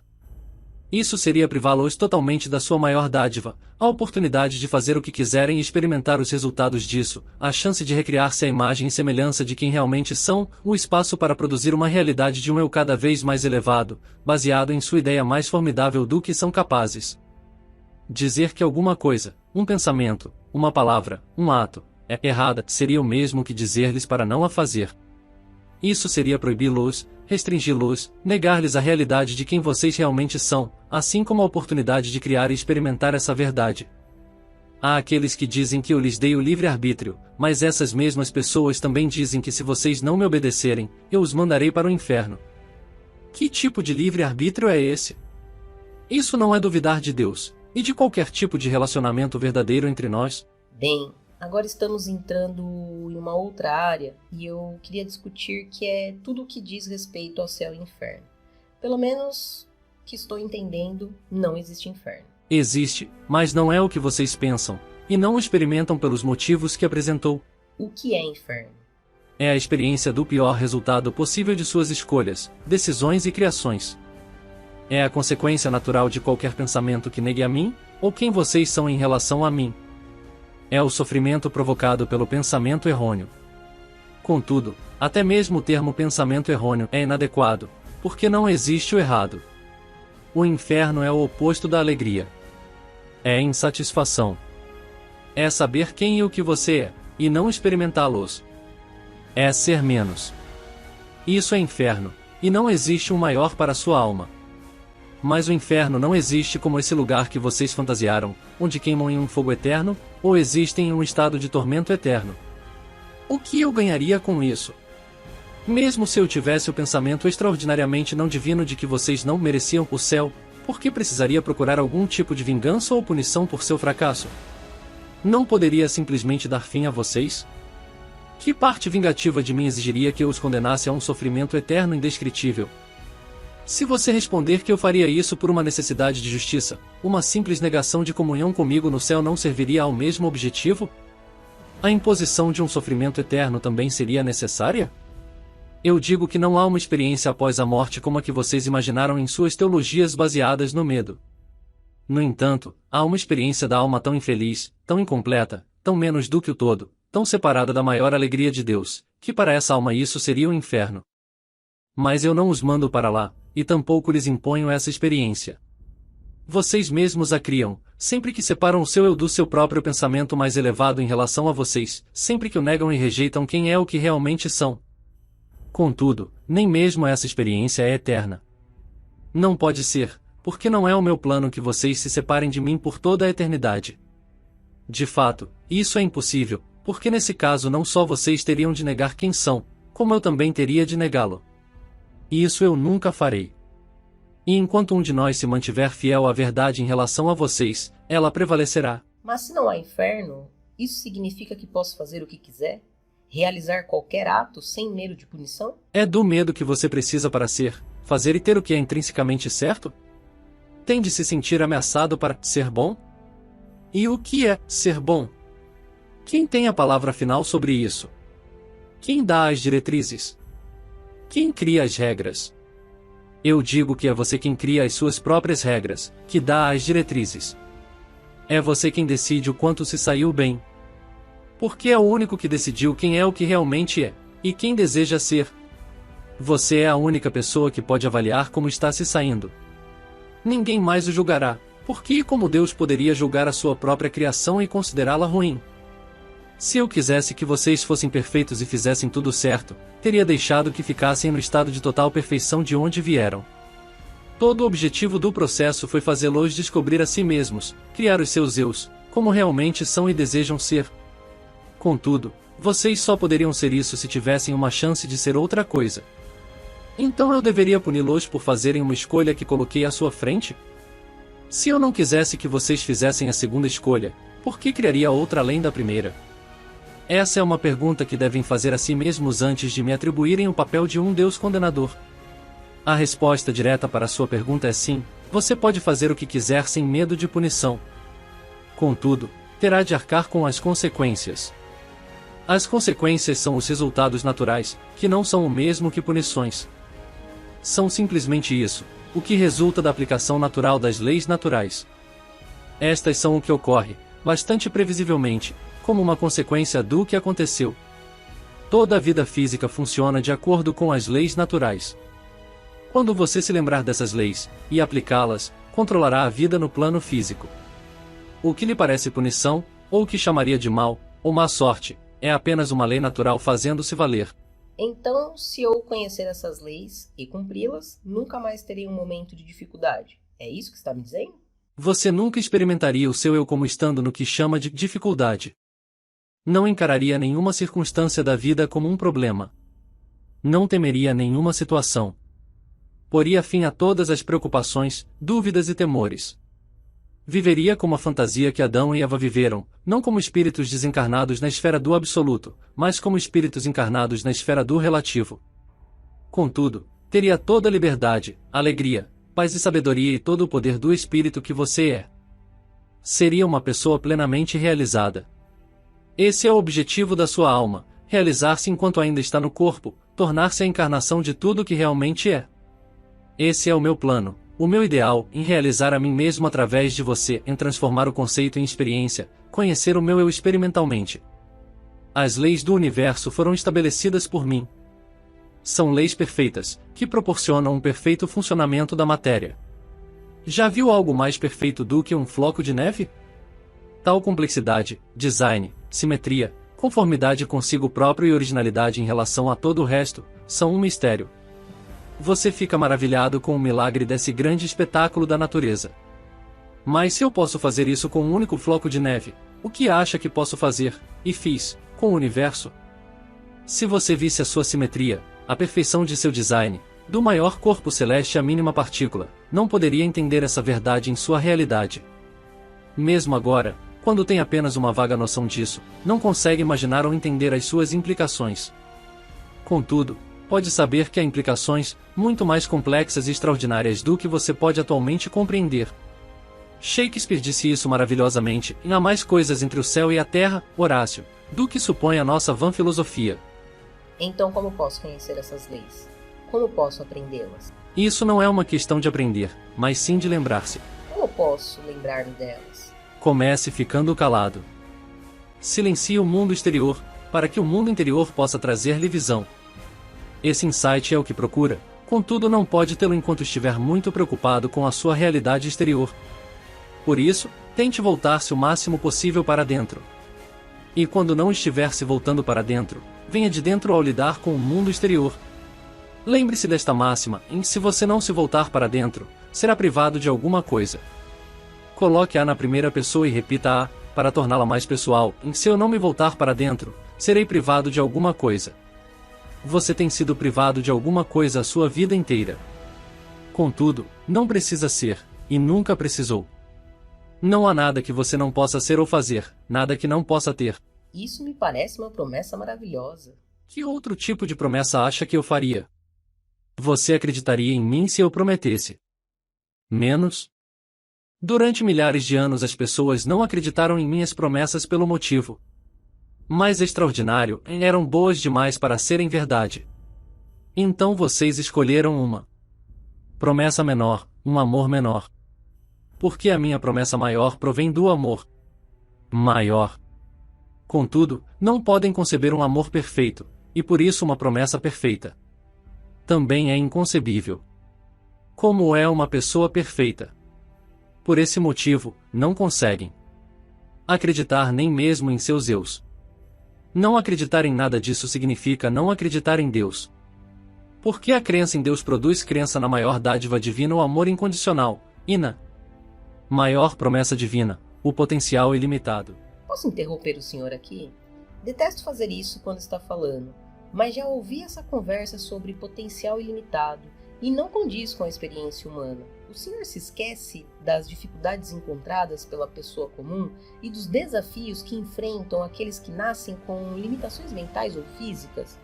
O potencial dessas pessoas é ilimitado? Vocês escreveram isso em sua Bíblia, de muitos modos e em muitos lugares. Preciso de uma referência. Veja o que vocês escreveram em Gênesis, capítulo 11, versículo 6. Está escrito: "E o Senhor disse: Eis aqui um povo que não tem senão uma mesma linguagem, e uma vez que eles começaram esta obra, não hão de desistir do seu intento, a menos que não tenham de todo executado." Sim. Agora, pode acreditar nisso? Isso não responde à pergunta sobre os doentes, os incapazes, os deficientes, aqueles que têm limitações. Você acha que eles têm limitações, como diz, não por sua escolha? Imagina que a alma humana enfrenta os desafios da vida, sejam quais forem, por acaso. É isso que imagina? Quer dizer que uma alma escolhe antecipadamente que tipo de vida terá? Não, isso iria contra o objetivo do encontro, que é criar a sua experiência, e portanto, o seu eu, no glorioso momento atual. Por esse motivo, você não escolhe antecipadamente a vida que terá. Mas, pode escolher as pessoas, os lugares e os eventos, as condições e circunstâncias, os desafios e obstáculos, as oportunidades e opções, para criar a sua experiência. Você pode escolher as cores para a sua paleta, as ferramentas para o seu baú, as máquinas para a sua loja. O que cria com elas é assunto seu. Esse é o objetivo da vida. Seu potencial é ilimitado em tudo que escolheu fazer. Não presuma que a alma que encarnou em um corpo que você chama de limitado não realizou todo o seu potencial, porque não sabe o que essa alma estava tentando fazer. Desconhece a sua agenda, a sua intenção. Por isso, bendiga todas as pessoas e condições, e agradeça. Desse modo, afirmará que o que Deus criou é perfeito, e mostrará a sua fé nele. Porque nada acontece por acaso no mundo de Deus. Não existe coincidência. O mundo não é devastado por acaso, ou devido ao que você chama de destino. Se um floco de neve tem um design totalmente perfeito, não acha que o mesmo poderia ser dito sobre algo tão maravilhoso quanto a sua vida? Mas até mesmo Jesus curou os doentes? Por que ele os curaria se a sua condição fosse tão perfeita? Jesus não os curou porque achava que a sua condição era imperfeita. Ele os curou porque viu aquelas almas pedindo a cura como parte de seu processo. Viu a perfeição do processo. Reconheceu e compreendeu a intenção da alma. Se Jesus tivesse achado que todas as doenças, mentais ou físicas, representavam imperfeição, não teria simplesmente curado ao mesmo tempo todas as pessoas no planeta? Dúvida de que ele poderia ter feito isso? Não, sei que poderia. Ótimo. Então a mente deseja saber por que ele não o fez. Por que Cristo decidiu que alguns deveriam sofrer e outros ser curados? Por que Deus permite o sofrimento? Esta pergunta já foi feita antes, e a resposta é a mesma. Há perfeição no processo, e toda a vida resulta da escolha. Não se deve interferir na escolha, ou questioná-la. Muito menos se deve condená-la. Deve-se observá-la, e depois fazer o possível para ajudar a alma a fazer uma escolha superior. Portanto, esteja atento às escolhas das outras pessoas, mas não as julgue. Saiba que a sua escolha é perfeita para elas neste momento, mas esteja pronto para ajudá-las se mais tarde quiserem fazer uma escolha nova, diferente, uma escolha superior. Esteja em comunhão com as outras almas, e seus objetivos e suas intenções se tornarão claros para você. Foi isso que Jesus fez com aqueles que curou, e com todas as vidas que tocou. Ele curou todas as pessoas que o procuraram, ou que enviaram outras para implorar por elas. Jesus não curou a esmo. Isso seria infringir uma lei sagrada do universo, em deixe todas as almas seguirem o seu caminho. Mas isso significa que não devemos ajudar as pessoas sem que nos peçam? Certamente que não, ou nunca poderíamos ajudar as crianças famintas da Índia, o povo sofrido da África, ou os pobres e oprimidos de todos os lugares. Todos os esforços da fraternidade seriam perdidos, e toda a caridade seria proibida. Devemos esperar que uma pessoa grite de desespero ou que o povo de uma nação implore por ajuda para que possamos fazer o que é obviamente certo? Você vê, a resposta está na própria pergunta. Se uma coisa é obviamente certa, faça-a. Mas lembre-se de que é preciso muito rigor no julgamento, no que diz respeito ao que chama de certo ou errado. Uma coisa só é certa ou errada porque você diz que é. Não é certa ou errada intrinsecamente. Não? O certo ou errado não é uma condição intrínseca, é um julgamento subjetivo em um sistema pessoal de valores. Através de seus julgamentos subjetivos você cria o seu eu, através de seus valores pessoais determina e demonstra quem é. O mundo existe exatamente como é para que você possa fazer esses julgamentos. Se existisse em perfeitas condições, seu processo vital de criação do eu terminaria. A carreira de um advogado terminaria amanhã se não existissem mais litígios. Ocorreria o mesmo com a carreira de um médico se não existissem mais doenças. A carreira de um filósofo também terminaria se não existissem mais dúvidas. E a carreira de Deus terminaria amanhã se não existissem mais problemas. Exatamente. Seu raciocínio foi perfeito. Todos nós pararíamos de criar se não existisse mais nada para ser criado. Temos muito interesse em continuar o jogo. Apesar do fato de que dizemos que gostaríamos de resolver todos os problemas, não ousamos fazer isso, porque nesse caso não teríamos mais o que fazer. Seu complexo militar industrial entende isso muito bem. É por esse motivo que se opõe terminantemente a qualquer tentativa de estabelecimento de uma política contrária à guerra, em qualquer lugar. Suas instituições médicas também entendem isso. É por esse motivo que se opõe firmemente, tem de fazê-la, para sua própria sobrevivência, a novas drogas ou curas maravilhosas, e ainda mais a possibilidade de milagres. Sua comunidade religiosa também tem essa lucidez. É por esse motivo que sempre se opõe a qualquer definição de Deus que não inclua medo, julgamento e punição, e a qualquer definição do eu que não inclua a sua própria ideia do único caminho para Deus. Se eu lhe disser que você é Deus, para onde vai a religião? Se eu lhe disser que está curado, para onde vão a ciência e a medicina? Se eu lhe disser que deve viver em paz, para onde vão os pacificadores? Se eu lhe disser que o mundo é fixo, para onde vai o mundo? E quanto aos edificadores? O mundo é cheio de dois tipos de pessoas, as que lhe dão as coisas que você quer, e as que as reparam. Em certo sentido, até mesmo as que apenas lhe dão as coisas que você quer, os açougueiros, os padeiros, os fabricantes de castiçais, também são edificadoras. Porque desejar alguma coisa frequentemente é precisar dela. É por isso que é dito que os viciados precisam de uma dose. Portanto, tome cuidado para que o desejo não se transforme em vício. Está dizendo que o mundo sempre terá problemas?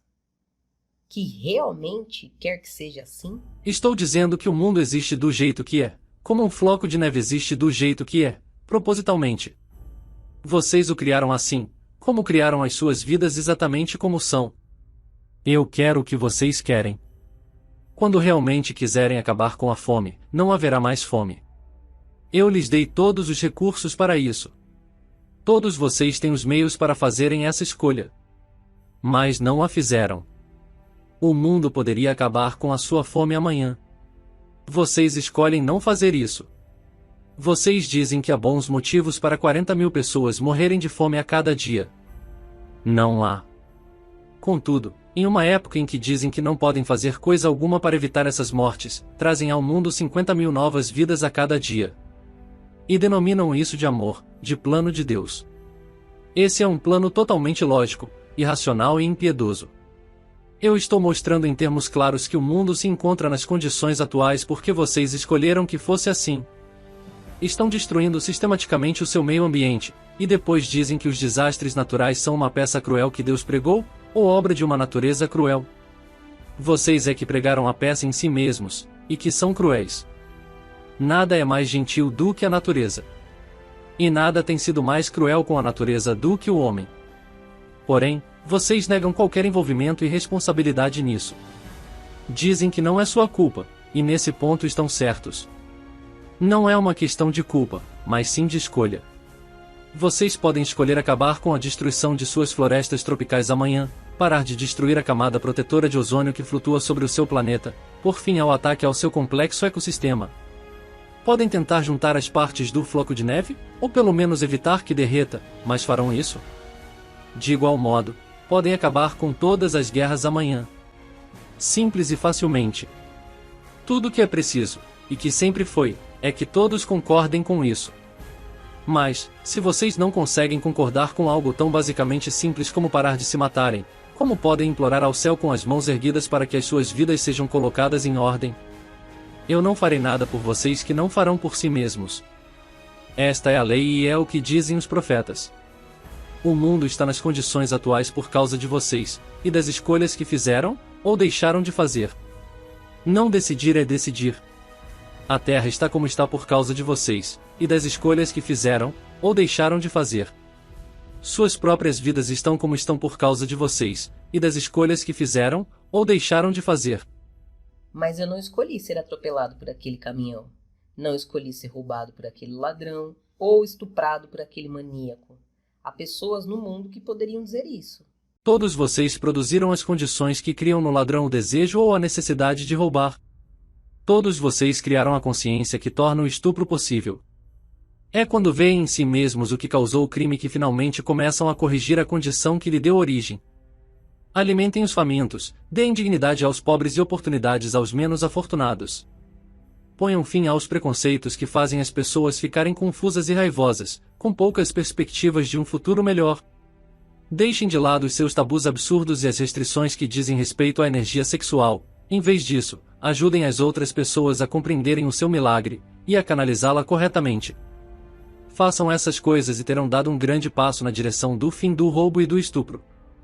Quanto ao chamado acidente, o caminhão na curva, o tijolo que cai do alto, aprendam a vê-lo como uma pequena parte de um mosaico maior. Vocês foram para a Terra para elaborar um plano individual para a sua própria salvação. No entanto, salvar-se não significa livrar-se das armadilhas do demônio. Não existe demônio e nem inferno. Vocês estão se salvando do descuido da não realização. Essa batalha não pode ser perdida. Vocês não podem falhar. Portanto, não se trata de uma batalha, é apenas um processo. Mas se não souberem disso, acharão que é uma luta constante. Podem até mesmo acreditar na luta durante o tempo suficiente para criar toda uma religião em torno dela. Esta religião lhes ensinará que a luta é o objetivo de tudo que é um falso ensinamento. Não é lutando que o processo continua. É rendendo-se que a vitória é assegurada. Os acidentes acontecem porque acontecem. Certos elementos do processo da vida se juntam de um determinado modo em um determinado momento e com determinados resultados, que vocês chamam de desastrosos, por seus motivos particulares. Contudo, podem não ser de modo algum desastrosos, dada a determinação da sua alma. Eu lhes digo, e não existe coincidência, e nada acontece por acaso. Vocês atraem para si todos os eventos, para poderem criar e experimentar quem realmente são. Todos os verdadeiros mestres sabem disso. Este é o motivo pelo qual ficam imperturbáveis diante das piores experiências da vida, a como vocês as definiriam. Os grandes mestres de sua religião cristã entendem isso. Sabem que Jesus não ficou perturbado com a crucificação, mas a esperou. Ele poderia tê-la evitado, mas não a evitou. Poderia ter interrompido o processo em qualquer ponto. Tinha tal poder. Porém, não fez isso. Permitiu-se ser crucificado para ser a salvação eterna do homem. Vejam, disse ele, o que posso fazer. Vejam o que é verdade. E saibam que também farão essas coisas e muitas outras. Eu não disse que são deuses? Mas vocês não acreditam. Se não puderem acreditar nisso, acreditem em si mesmos e em mim. A compaixão de Jesus era tanta que ele implorou por um modo, e o criou, de causar tamanho impacto no mundo que todos poderiam ir para o céu, a realização pessoal, se não de outro modo, através dele. Porque ele venceu o sofrimento e a morte. E vocês podem fazer o mesmo.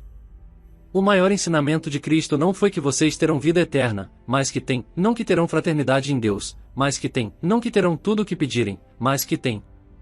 Tudo o que é preciso é saber disso. Porque vocês criam a sua realidade, e a vida só poderá ser para vocês como pensam que será. Pensar é o primeiro passo na criação. Deus Pai é pensamento. Seu pensamento é o Pai que dá origem a todas as coisas. Essa é uma das leis que devemos nos lembrar. Sim. O senhor pode me dizer quais são as outras? Eu disse para vocês quais são todas elas, desde o início dos tempos. Repetidamente. Eu lhes enviei um mestre após o outro. Vocês não ouvem os meus mestres. Vocês os matam. Mas por quê? Por que matamos os mais santos entre nós? Nós os matamos ou desonramos, o que é a mesma coisa. Por quê?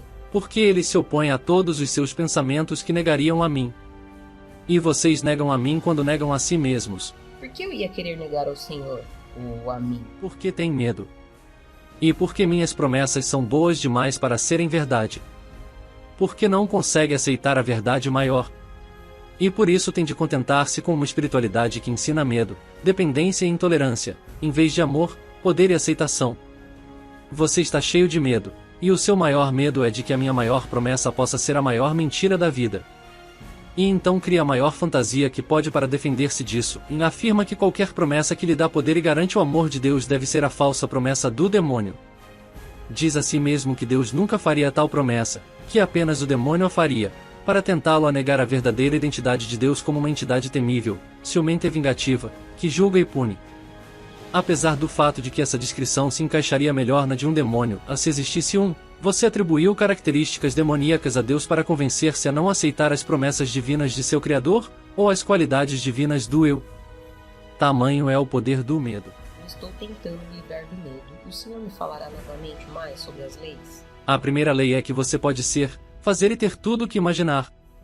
A segunda lei é que você atrai aquilo que teme. Por quê? A emoção é a força que atrai. Você experimentará aquilo que teme muito. Um animal que considera uma forma de vida inferior, embora os animais ajam com mais integridade e coerência do que os seres humanos, sabe imediatamente se você tem medo dele. As plantas, que consideram uma forma de vida ainda mais inferior, reagem às pessoas que as amam muito melhor do que as que não se importam com elas. Nada disso é coincidência. Não existe coincidência no universo, só existe um grande projeto, um incrível floco de neve. Emoção é energia em atividade. Quando você ativa energia, cria efeito. Se ativar energia suficiente, criará matéria. Matéria é energia acumulada. Ativada. Se você manipular energia de tempo suficiente de um determinado modo, obterá matéria. Todos os mestres conhecem essa lei. É a alquimia do universo, o segredo de toda a vida. O pensamento é pura energia. Todos os pensamentos que você tem, teve ou terá são criativos. A energia do seu pensamento nunca acaba. Nunca. Deixe a sua essência e a sua mente no universo, expandindo-se para sempre. Um pensamento é eterno. Todos os pensamentos se solidificam, e encontram outros pensamentos, zigue-zagueando em um incrível labirinto de energia, criando uma forma sempre mutante de indescritível beleza e inacreditável complexidade. Energia similar atrai energia similar, formando, para usar palavras simples, massas de energia do tipo similar. Quando massas suficientes de energia similar se encontram, grudam umas às outras, para usar outro termo simples. É preciso uma quantidade enorme de energia similar para formar matéria. Mas a matéria se formará de pura energia. Na verdade, é o único modo pelo qual pode formar-se. Quando a energia se torna matéria, continua a ser matéria durante muito tempo, a menos que seja desintegrada por uma forma de energia oposta ou dissimilar. Essa energia dissimilar, agindo sobre a matéria, de fato a desintegra, liberando a pura energia da qual era formada. Em termos elementares, essa é a teoria por trás da bomba atômica de vocês. Einstein chegou mais perto do que qualquer outro ser humano, antes ou depois dele, de descobrir e explicar o segredo criativo do universo. Agora você deveria entender melhor como pessoas de mente similar podem trabalhar juntas para criar uma realidade ideal. A frase "onde dois ou mais estiverem reunidos em meu nome" torna-se muito mais significativa. É claro que quando sociedades inteiras pensam de um determinado modo, com muita frequência acontecem coisas surpreendentes, nem todas necessariamente desejáveis. Por exemplo, uma sociedade que vive sempre com medo, de fato, inevitavelmente produz o que teme mais. De igual modo, grandes comunidades ou congregações com frequência encontram um poder milagroso no pensamento combinado ou no que algumas pessoas chamam de oração comum. E deve ser deixado claro que até mesmo os indivíduos, se seus pensamentos ou suas preces e esperanças, seus desejos, sonhos e medos, forem muito fortes, podem produzir esses resultados. Jesus fez isso regularmente. Entendeu como manipular energia e matéria, como rearranjá-las, redistribuí-las e controlá-las totalmente. Muitos mestres sabiam disso. Muitos sabem agora. Você pode saber. Neste exato momento. Esse é o conhecimento do bem e do mal que Adão e Eva partilharam. Só pôde haver vida como vocês a conhecem depois que eles compreenderam isso. Adão e Eva, os nomes míticos que vocês deram ao primeiro homem e à primeira mulher, foram o pai e a mãe da experiência humana. O que tem sido descrito como a queda de Adão, na verdade foi o seu erguimento, o maior evento isolado na história da humanidade. Porque sem ele, o mundo da relatividade nunca existiria. O ato de Adão e Eva não foi o pecado original. Na verdade, foi a primeira bênção. Vocês deveriam agradecer-lhes do fundo de seus corações, porque sendo os primeiros a fazer a escolha errada, produziram a possibilidade de fazer qualquer escolha. Em sua mitologia vocês tornaram Eva má, a tentadora que comeu o fruto do conhecimento do bem e do mal, e induziu Adão a fazer o mesmo. Essa mitologia lhes permitiu tornar desde então a mulher a ruína do homem, o que resultou em todos os tipos de deturpação da realidade, sem falar nas visões distorcidas do sexo e nas confusões. Como é possível sentir-se tão bem com algo tão ruim? O que vocês temem mais os perseguirá. O medo os atrairá como um imã. Todos os seus escritos sagrados, de todas as crenças e tradições religiosas que criaram, contêm a clara advertência e não temeis. Acham que isso é por acaso? As leis são muito simples. 1. O pensamento é criativo. 2. O medo atrai como energia. 3. O amor é tudo o que existe. Agora o senhor me deixou confuso. Como o amor pode ser tudo o que existe se o medo atrai como energia? O amor é a realidade máxima. A única. Tudo. O sentimento do amor é a sua experiência de Deus. Na verdade maior, o amor é tudo o que existe, existiu e existirá. Quando vocês forem para a esfera do absoluto, irão para a esfera do amor. A esfera do relativo foi criada para que eu pudesse experimentar o meu eu. Isso já foi explicado, e não torna a esfera do relativo real. Ela é uma realidade criada que eu e vocês projetamos, para podermos nos conhecer experimentalmente. Contudo, a criação pode parecer muito real. O objetivo é parecer tão real que nós a aceitamos como verdadeira. Assim, eu pude criar algo mais além de mim mesmo, embora em termos exatos isso seja impossível, porque Deus é, eu sou, tudo o que é. Ao criar algo mais, a esfera do relativo, eu produzi um ambiente em que vocês podem escolher ser Deus, em vez de simplesmente lhes dizerem que são Deus, experimentar a divindade como um ato de criação, em vez de como um conceito, em que a pequena vela sob o sol, a pequena alma, pode conhecer-se como a luz. O medo é o outro extremo do amor. É a polaridade primária. Ao criar a esfera do relativo, eu criei primeiro o oposto de mim mesmo. Agora, na esfera em que vocês vivem no plano físico, há apenas 2 pontos de existência, o medo e o amor. Os pensamentos baseados no medo produzirão um tipo de manifestação no plano físico, e os baseados no amor produzirão outro. Os mestres que viveram em seu planeta descobriram o segredo do mundo relativo, e se recusaram a reconhecer a sua realidade. Em resumo, os mestres são aqueles que escolheram apenas o amor. Em todas as situações e em todos os momentos. Mesmo quando estavam sendo mortos, amavam seus assassinos. Mesmo quando estavam sendo perseguidos, amavam seus opressores. É muito difícil para vocês entenderem isso, mas ainda imitar. Mas é o que todos os mestres sempre fizeram. Não importa qual seja a filosofia, a tradição ou a religião, é o que todos os mestres sempre fizeram. Esse exemplo e essa lição foram apresentados muito claramente para vocês, inúmeras vezes. Através dos tempos e em todos os lugares. Durante as suas vidas inteiras e em todos os momentos. O universo usou de todos os meios para mostrar-lhes essa verdade. Em canções e histórias, em poesia e dança, em palavras e movimentos, em figuras móveis, que vocês chamam de filmes, e em conjuntos de palavras, que chamam de livros. Essa verdade foi proclamada da montanha mais alta, e seu sussurro foi ouvido no lugar mais baixo. Ecoou nos corredores de toda a experiência humana, o amor é a resposta. Mas vocês não ouviram. Agora neste livro você me pergunta novamente o que eu já lhe disse inúmeras vezes de inúmeros modos. Porém, eu lhe direi de novo, aqui, neste livro. Ouvirá agora? Realmente ouvirá? O que você acha que o trouxe a esses escritos? Por que estão em suas mãos? Acha que eu não sei o que estou fazendo? Não existem coincidências no universo. Eu ouvi o lamento do seu coração. Vi a busca da sua alma. Sei o quanto você tem desejado a verdade. Na alegria e na tristeza, clamou por ela. Constantemente, fez súplicas a mim. Revele seus motivos para mim. Este é o meu trabalho, realizo em termos tão claros que você não pode deixar de entender. Em uma linguagem tão simples que não pode ficar confuso. Em um vocabulário tão comum que não pode perder-se no palavreado. Então vá em frente. Pergunte-me tudo. Tudo. Eu encontrarei um modo de responder-lhe. Usarei todo o universo para isso.